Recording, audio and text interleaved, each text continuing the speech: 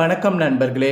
இன்னைக்கு நம்ம வீடியோவில் ஒரு சூப்பரான ஜோதிட தாள்களையும் ஒரு ஆன்மீக பரிகாரத்தையும் பார்க்க போகிறோம்.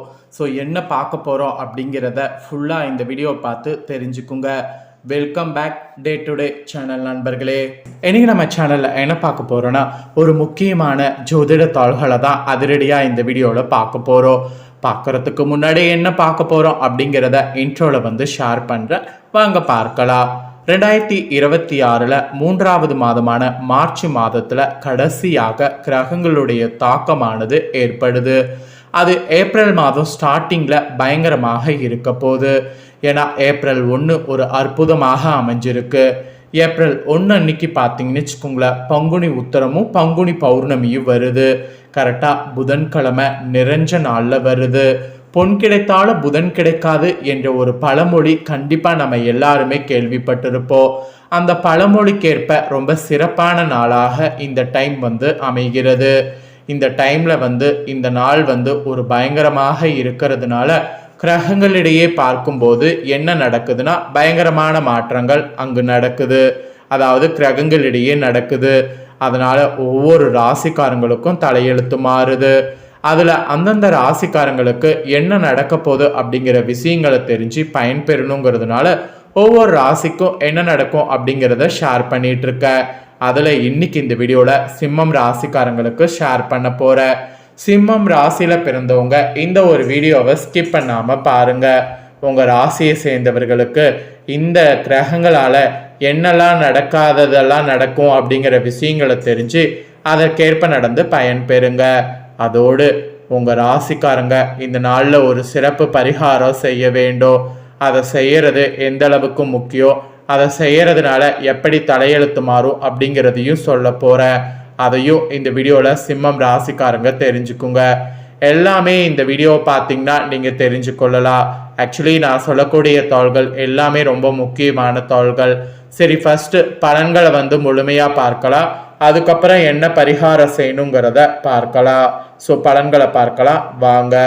சிம்மம் ராசிக்காரங்க மகம் பூரம் உத்திரம் 1ஆம் பாதத்தில் பிறந்தவங்களுக்கு நான் சொல்லக்கூடிய கணிப்பு கரெக்டாக இருக்கும். ஸோ அதனால் சிம்மம் ராசி இந்த நட்சத்திரத்தில் பிறந்தவங்க வீடியோவை ஸ்கிப் பண்ணாமல் பாருங்க.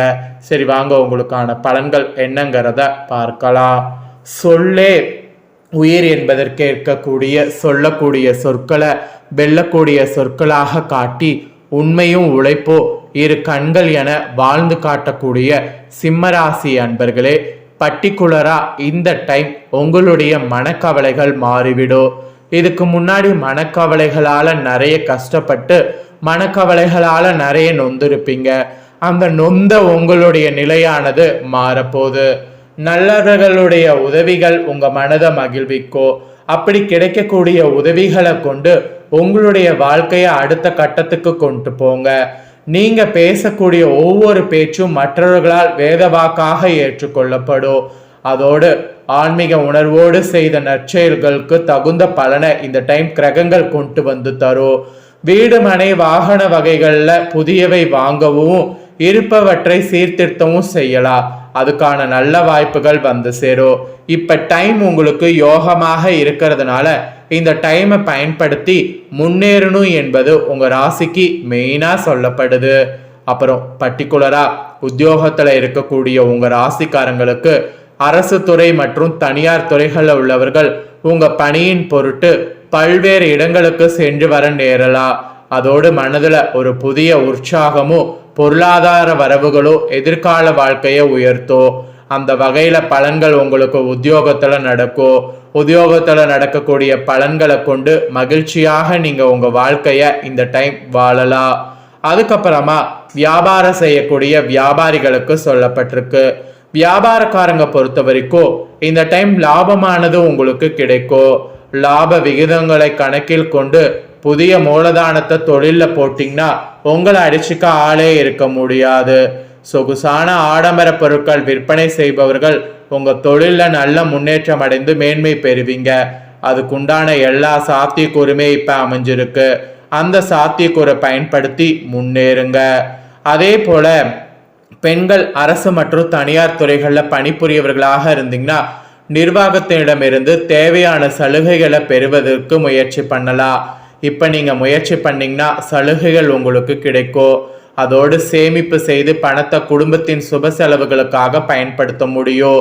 அதெல்லாம் உங்களுக்கு ஒரு மகிழ்ச்சி தரக்கூடிய விஷயமாக இந்த டைம் அமைகிறது. பர்டிகுலராக கலைத்துறையை சேர்ந்த உங்கள் ராசிக்காரங்களுக்கு உங்களுக்குள் திறமையை நன்கு வளர்த்து கொண்டீங்கன்னா புதிய வாய்ப்புகளை நிறைய பெற முடியும்.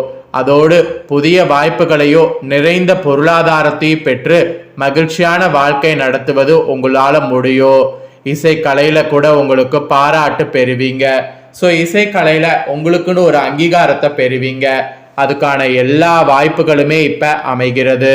இது கலைத்துறையில் இருக்கிறவங்களுக்கு சொல்லப்பட்டிருக்கு.